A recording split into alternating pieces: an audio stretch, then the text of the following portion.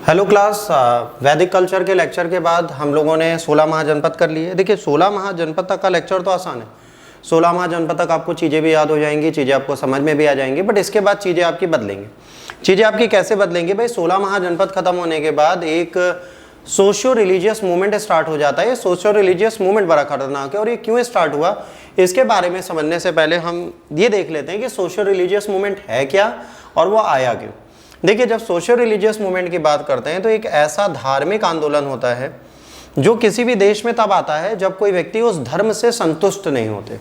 जब हम प्राचीन काल की बात करते हैं तो प्राचीन काल में सबसे पहला धर्म हमारा कौन सा था? ब्राह्मण धर्म था। जब ब्राह्मण धर्म आया तो इस ब्राह्मण धर्म में भी बहुत सारी चीज़ें बदल गई। क्या क्या बदल गया? पहली चीज़ ये कि बहुत ज़्यादा सेक्रीफाइसेस होने लगे। जब बहुत ज़्यादा सेक्रीफाइसेस होते हैं तो क्या होता है? बहुत ज़्यादा चीज़ें यहाँ पर बदलने लगती हैं।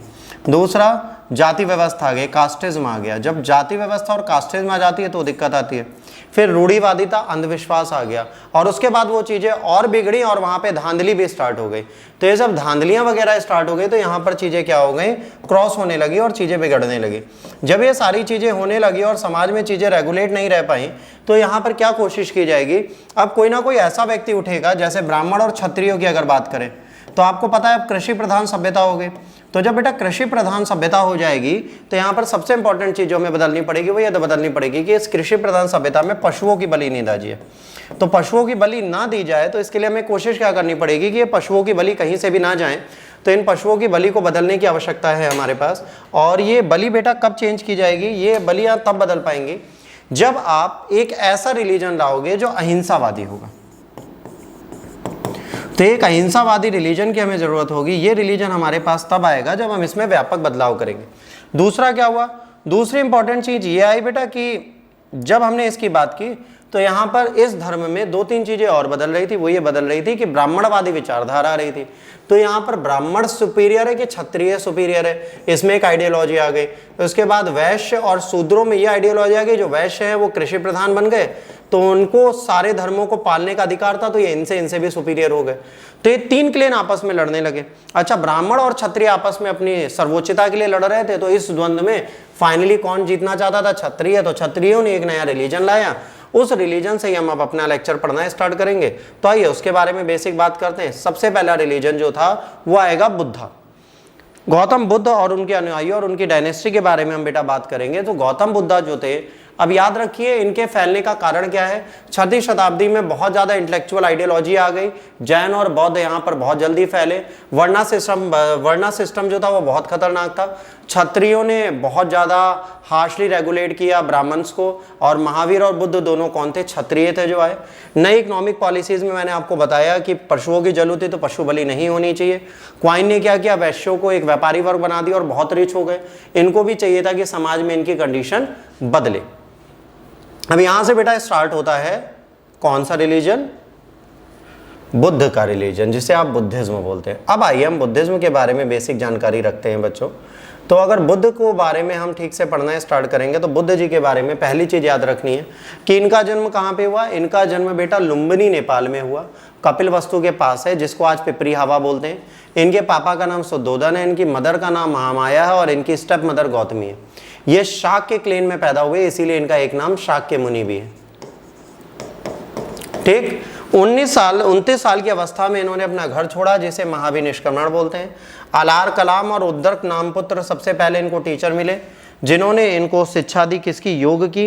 इन्होंने सबसे पहले क्या सीखा बच्चों? योग सीखा और इनको योग करना आ गया। जब इनको योग करना आ गया तो उस योग के साथ वो आगे बढ़ना चाह रहे थे। उस योग के पश्चात इन्होंने क्या प्रयास किया? उससे पहले आपको समझना है, जब इन्होंने योग सीखा तो उससे पहले इनकी लाइफ में 4 इंसिडेंट हुए थे। वो 4 इंसिडेंट क्या हुए थे? जब ये बच्चे थे तो इनको एक साधु ने इनके सपने का मतलब बताया था कि ये जो आपके गौतम बुद्ध साहब हैं, जो सिद्धार्थ हैं, वो बड़े होके या तो साधु बनेंगे या चक्रवर्ती सम्राट बनेंगे। तो भाई हर राजा चाहता है कि चक्रवर्ती सम्राट बने, साधु कौन बनाना चाहता है? तो इन्होंने इस प्रयास को थोड़ा आगे बढ़ाया। इन्होंने कहा नहीं, इनको साधु नहीं बनने देना। तो इनको उन्होंने नज़रबंद घर पे ही कर दिया बचपन से, और 14-15 साल की अवस्था में इनका विवाह भी कर दिया। किससे? यशोधरा से। अब यहाँ पर समस्या ये थी कि सिद्धार्थ बहुत ज़्यादा क्यूरियस थे बाहर जाने के लिए। तो अपने पिताजी से कहते हैं कि पापा एक बार मुझे बाहर जाने दो। तो कहते हैं ठीक है। तो ये क्या करते हैं? राज्यादेश देते हैं। तो पहली बार जब वो बाहर जाते हैं तो इन्हें कौन दिख जाता है? एक बुजुर्ग दिख जाता है। तो वो पूछते हैं, किससे पूछते हैं? इनका जो घोड़ा होता है उसका नाम है क्या? पहले जो इनके साथ होते हैं उसका नाम है चन्ना, और घोड़े का नाम क्या है? कंटक। तो इस पे चढ़ के जब ये जाते हैं तो चन्ना जो इनका सारथी होता है उससे पूछते हैं कि सर ये क्या है? तो कहते हैं ये बुजुर्ग है। तो कह रहे क्या बुढ़ापा मुझे भी आएगा? कह रहे जरूर आपको आएगा। तो बहुत ज़्यादा विचलित हो जाते हैं, बहुत ज़्यादा कंफ्यूज हो जाते हैं, कहते हैं मुझे बुढ़ापा आएगा, तो मुझे तो बुढ़ापा चाहिए नहीं। इसके बाद अगली बार फिर पापा से जिद करते हैं, फिर जाते हैं, तो इस बार इन्हें क्या दिख जाता है? बीमार आदमी। तो ये पूछते हैं बीमार आदमी क्या है? तो कहते हैं सर ये इल है, ये इतना ही पेन होता है। कह रहे हर व्यक्ति जब बीमार पड़ता है उसे पीड़ा होती है। तो यहाँ से भी सिद्धार्थ का माइंड थोड़ा डाइवर्ट होता है। जब तीसरी बार जाते हैं तो तीसरी बार इनको कौन दिख जाती है? मृत्यु। तो एक मृत व्यक्ति दिख जाता है। तो कह रहे ये क्या है? तो कह रहे मृत्यु है, शाश्वत सत्य है, ये हर व्यक्ति के जीवन में आता है, आपके जीवन में भी आएगा। अब बुद्ध इससे थोड़ा द्रवित हुए होते हैं, तभी वहां पर एक साधु घूमते हुए दिख जाता है जो बड़ा खुश होता है, नाचते गाते हुए जा रहा होता है और उसको कोई पीड़ा नहीं होती संसार से। तो इससे पूछते हैं चन्ना से कि सर ये क्या है? तो कह रहे हैं साधु है, ये जीवन मरण के चक्र से मुक्त हैं, इनको सुख दुख कुछ इफेक्ट नहीं करता। ये कहते हैं ये बड़ा अच्छा प्राणी है, हमें यही बनना है। अभी वापस घर आते हैं, घर आने के बाद भाई पापा तो जाने देंगे नहीं, ना बीवी जाने देगी, ना राहुल बच्चा जाने देगा। तो इन्होंने कहा भाई किसी को बताएं क्यों हम जा रहे हैं। तो ये चोरू छुपे घर से भाग जाते हैं, जिसको बोलते हैं महाभिनिष्क्रमण। जब अपने ग्रह को त्यागते हैं तो उसको बोलते हैं महाभिनिष्क्रमण। इसके बाद अलार कलाम और उद्दक रामपुत्र इनको क्या सिखाते हैं? योगा की प्रैक्टिस। योगा सीखने के बाद ये 5 ब्राह्मणों से मिलते हैं, ठीक है, बनारस में। कहते हैं सर हमें अपने साथ रख लीजिए। तो 5 ब्राह्मण इनको अपने साथ रख लेते हैं। उन 5 ब्राह्मणों के साथ ये रोज सुबह 4 बजे उठ के घोर तपस्या करते थे, कभी पानी में सर रख के, कभी उल्टा लटक के पेड़ों पे, और रात को कठोर बिस्तर पे सोते थे। दिन में एक बार भिक्षा मांगनी थी, एक घर से जो मिलेगा उसी से पूरे दिन का भोजन चलाना था। अच्छा, जिस ग्राम में जाते थे, क्योंकि ये राजकुमार थे ही, तो अत्यंत सुंदर थे, शरीर कोमल था, है ना, बहुत ज़्यादा सुंदर लगते थे। तो वहाँ पर एक लड़की खड़ी होती थी जिसका नाम था सुजाता। सुजाता प्रतिदिन इनके इंतजार में खड़ी रहती थी और ये बुद्ध को खाना देना चाहती थी। पर ब्राह्मणों के अनुसार आप महिला से भोजन नहीं ले सकते, तो महिलाओं से भोजन नहीं ले सकते थे। पर जब ये एकदम त्रस्त हो जाते हैं कि ब्राह्मण जो कर रहे हैं उससे हमें ज्ञान नहीं मिल रहा, हम एकदम इरिटेट हो गए, तो कहता है हमें इनसे निकलना है। तो वो क्या करते हैं, वो सुजाता के पास जाते हैं, पूछते क्या बनाया? कह रही खीर। तो बढ़िया से उसके हाथ से खाते हैं और ब्राह्मणों के लिए लाते हैं। ब्राह्मणों को बताते हैं सर हम सुजाता के हाथ से खीर खाए और लेके भी आए। तो ब्राह्मण इनको भगा देते हैं। तो गौतम बुद्ध कहते हैं थैंक यू वेरी मच, और इसके बाद वो निकल जाते हैं कहाँ पर? बोधि ट्री के पास, अपनी बोध गया में निर्वाण प्राप्त करने।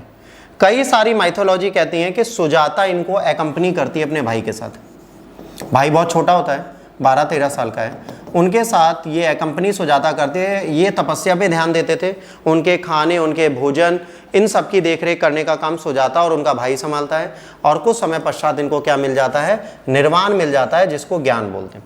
जब ज्ञान आ जाता है तो उसके बाद वो ज्ञान को लेके वापस बाहर निकलते हैं, मतलब सिद्धार्थ से वो क्या बन चुके हैं? एक परिपक्व साधु, जिसको बुद्ध बोला गया, जिनकी बुद्धि बहुत सीमित है। ठीक है, कहाँ से? सांसारिक जीवन से। असंसारिक जीवन में असीमित बुद्धि लेके बैठे हैं, अपने आप को बहुत ज़्यादा नियंत्रित और नियमित कर चुके हैं। उनको सुख दुख शोक विशोक किसी से कोई फर्क नहीं पड़ रहा। तो अब ऐसे व्यक्ति जब जाएंगे तो अपने ज्ञान के लिए फर्स्ट सरमन ये सारनाथ में उन्हीं 5 ब्राह्मणों को देते हैं जो इनको ज्ञान दे रहे थे, और इसको बोलते हैं धर्म चक्र प्रवर्तन। अब धर्मचक्र प्रवर्तन के बाद 80 वर्ष की अवस्था में जब आगे बढ़ते हैं तो कुशीनगर में इनकी मृत्यु हो जाती है। इनकी मृत्यु की भी एक कहानी है, उसको भी आप अभी समझ लीजिए। इनकी मृत्यु कैसे होती है? जब ये कुशीनगर पहुंचते हैं तो कुशीनगर में हर बंदा इन्हें खाने के लिए निमंत्रित करता है, कहता है प्रभु हमारे यहाँ खाना खाइए, प्रभु हमारे यहाँ खाना खाइए, क्योंकि एक महान संत बन चुके थे, एक रिलीजन चला रहे थे। तो वहाँ पर एक व्यक्ति और होता है चुन्ना, ठीक है। ये चुन्ना भी कहता है, ठीक है, देखिए चन्ना ने इनके जीवन को बदला और चुन्ना ने इनके जीवन को खत्म किया। तो चन्ना चुन्ना दोनों कोरिलेट कर रहे हैं। चन्ना ने इनके जीवन का ज्ञान दिया ताकि ये अपना घर छोड़े उन 4 इंसिडेंट के बाद, और चुन्ना ने इनके जीवन का पूरा ज्ञान ले लिया। अब चुन्ना ने कहा सर मेरे यहाँ भी खाना खाने आएगा। अच्छा, इन्हें लगा बुद्धा इतने बड़े बड़े लोगों का खाना त्याग के क्यों जाएंगे? भाई हर बंदा तो कृष्ण होता नहीं कि विदुर के यहाँ साग खा ले जाके। बट यहाँ पे थोड़ा उल्टा हुआ, इन्होंने भी कृष्णा जैसा एटीट्यूड अपनाया और ये चुन्ना के घर पहुंच गए खाना खाने। अब चुन्ना ने तो कोई तैयारी की नहीं थी, क्योंकि उसका पूरा विश्वास था भगवान मेरे घर आएंगे नहीं। भगवान पहुंच गए। जब भगवान पहुंच गए तो चुन्ना दौड़ के गया, जंगल से कुकुरमुत्ता तोड़ के ले आया, जिसे आप क्या बोलते हैं? मशरूम। अच्छा, मशरूम में एक समस्या है, मशरूम जहरीले भी होते हैं और ईडेबल भी होते हैं। अभी आपको पता होना चाहिए जहरीला कौन सा, ईडेबल कौन सा है। वो लाया मशरूम, तोड़ा बढ़िया से, उसे आग में पकाया और बुद्ध के सामने रख दिया। जब बुद्ध के सामने उसने मशरूम रखे और मशरूम के साथ सूखी रोटी रखी तो बुद्ध ने उसे बड़े प्रेम से खाया। जब उसे खा रहे थे वो कड़वे लग रहे थे, उसको बहुत ज़्यादा कड़वे लग रहे थे, पर बुद्ध ने उसे शाप्रेम खाया। और बाद में जब थोड़ा सा बचा और बुद्ध के जाने के बाद चुन्ना ने खाया तो उसको लगा ये तो जहरीले हैं और बुद्ध ने चुपचाप खा लिया। बुद्ध अपने अनुयायियों से बोलते हैं ये किसी से मत कहना कि चुन्ना के जहरीले फल खाने से या खाना खाने से मैं मर रहा हूँ। ये कहना कि चुन्ना को सौभाग्य प्राप्त हुआ बुद्ध को अंतिम भोजन कराने के लिए। सोचे बुद्ध कितने महान थे, इन्होंने कहा इनको सौभाग्य प्राप्त हुआ है मुझे अंतिम भोजन कराने का, तो इस सौभाग्य के नाते इनको कोई मारेगा नहीं मेरे मृत्यु के पश्चात। तो इनकी बात मानी जाती है और लोगों से बोल दिया जाता है कि चुन्ना को अंतिम भोजन कराने का सौभाग्य मिला। इनसे इन्हें एक उदर रोग हो जाता है जिसकी असहनीय पीड़ा के बाद कुछ समय पश्चात इनका निधन हो जाता है। अब यहाँ पर गौतम बुद्धा की मृत्यु हो गई, ठीक है। और जब मृत्यु हुई तो उसको क्या बोला गया बच्चों, महापरिनिर्वाण। अब गौतम बुद्धा ने अपना ज्ञान दिया। इन्होंने कैसा ज्ञान दिया इसको आपको समझना है। इन्होंने कई तरीके के ज्ञान में पहला ज्ञान जो चुना, इन्होंने कहा कि जो दुनिया है ये दुख से भरी हुई है, तो इसके लिए भाई कुछ करना चाहिए। तो उन्होंने 4 आर्य सत्य बोले। पहला दुख, हाँ दुनिया दुख से भरी हुई है, दुख समुदाय, इसका कारण क्या है, इसका रीजन है हमारी इच्छाएं। इसके बाद इसको रोका जा सकता है, अगर हम इसको रोक दें तो जन्म मरण के चक्र से मुक्त पा जाएंगे। और इसके लिए इन्होंने अष्टांगिक मार्ग दिए। तो अष्टांगिक मार्ग जो है उनको अगर आप फॉलो करेंगे तो ये 4 आर्य सत्य आपके पूरे हो जाएंगे। Right observation, right determination, right speech, right action, right livelihood, right exercise, write memory, right knowledge और राइट मेडिटेशन। सॉरी, अगर ये 8 चीजें आप अपने जीवन में फॉलो कर लेते हैं तो कहीं ना कहीं आप अपने रिलीजन को रेगुलेट कर पाएंगे। तो रिलीजन को रेगुलेट करने के लिए ये बेसिक चीजें आपको करनी चाहिए। ये गौतम बुद्धा जी बोलते थे और लोग इनकी बातों को सीरियसली लेते भी थे, मानते भी थे। इसके बाद इन्होंने 5 महाव्रत दिए और इन्होंने मध्यम वार की बात की। इन्होंने कहा ना जरूरत से ज्यादा जोड़ो ना जरूरत से कम जोड़ो। भाई तुम्हारी दाल रोटी चले ये भी तो जरूरी है, अगर तुम्हारी दाल रोटी नहीं चलेगी तो तुम जीवन क्यों जियोगे। तो इन्होंने यहाँ पर अटेनमेंट करने के लिए 2-3 चीजें और बोली। पहला इन्होंने क्या बोला, इन्होंने बोला कि भैया देखो मध्यम मार्ग अपनाओ, उसके बाद किसी के प्रॉपर्टी पे ध्यान ना दो, कभी वायलेंस मत करो, दारू झगड़ा पियो, झूठ मत बोलो और करप्ट प्रैक्टिसेस मत करो।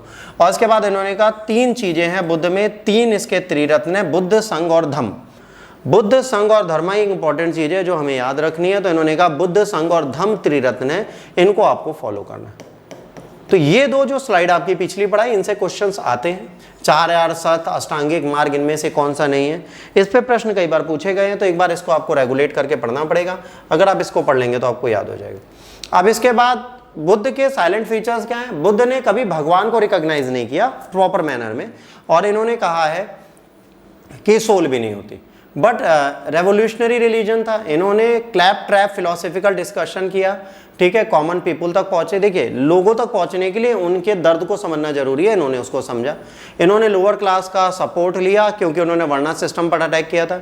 ब्राह्मणिज्म, बुद्धिज्म एक लिबरल और डेमोक्रेटिक थे, तो लोअर कास्ट की वुमेन जो और महिलाएं थी उनको संघ में प्रवेश दिया बाद में। इन्होंने पाली भाषा में अपना ज्ञान झाड़ा। अगर पाली भाषा में ये बोलेंगे तो ये कॉमन पीपल की लैंग्वेज थी, जिससे इनकी चीज़ें चल गई।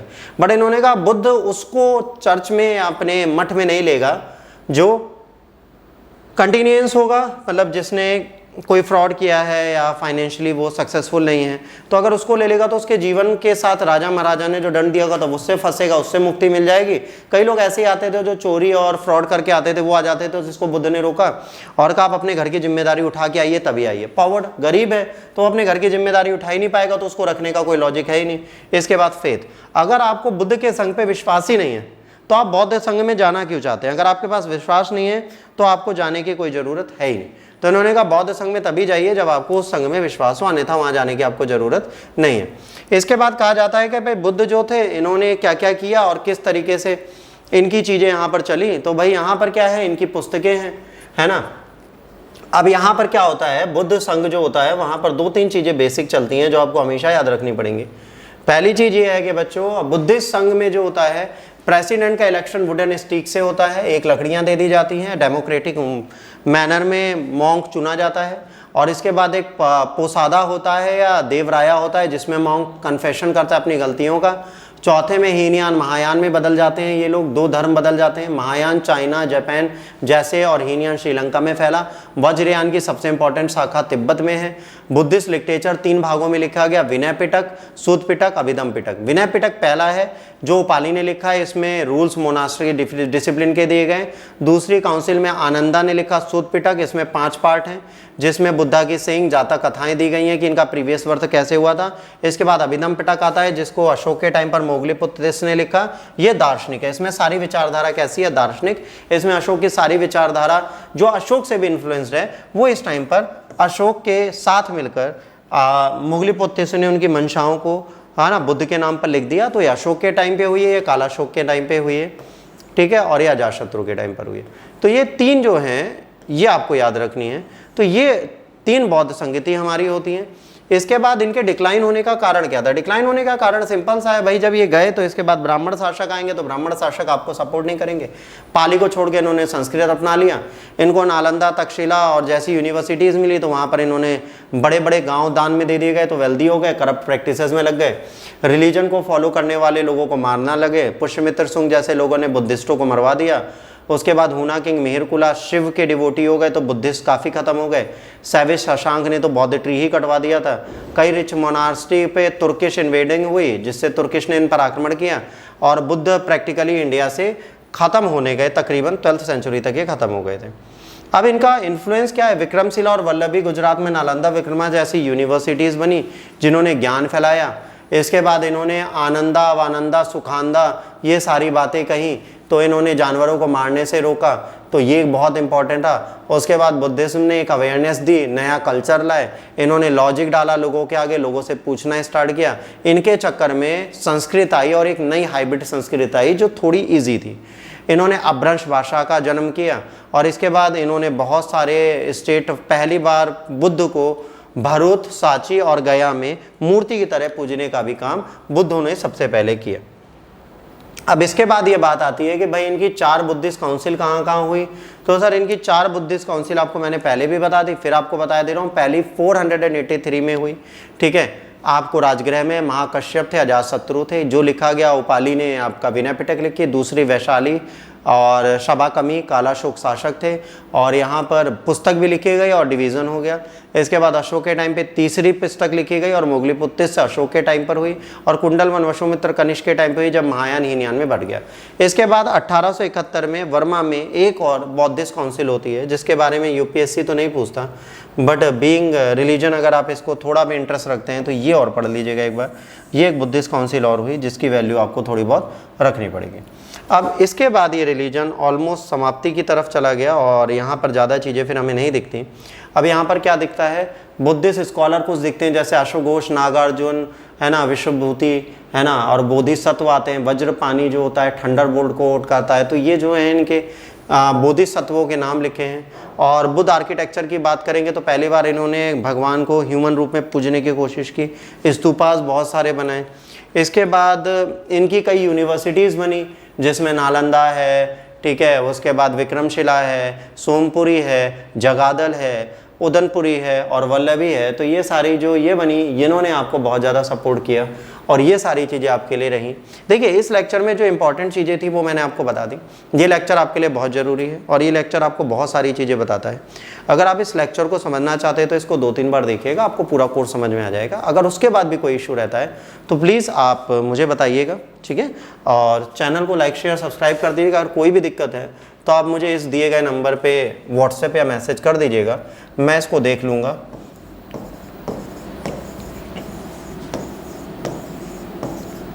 इस पे आप अगर व्हाट्सएप कर देंगे तो हमारे तक चीज़ें पहुंच जाएंगी और हम आपकी चीज़ों को रेगुलेट कर देंगे और सही कर देंगे। अगले लेक्चर तक के लिए god bless you all, take care, जय हिंद, वंदे मातरम।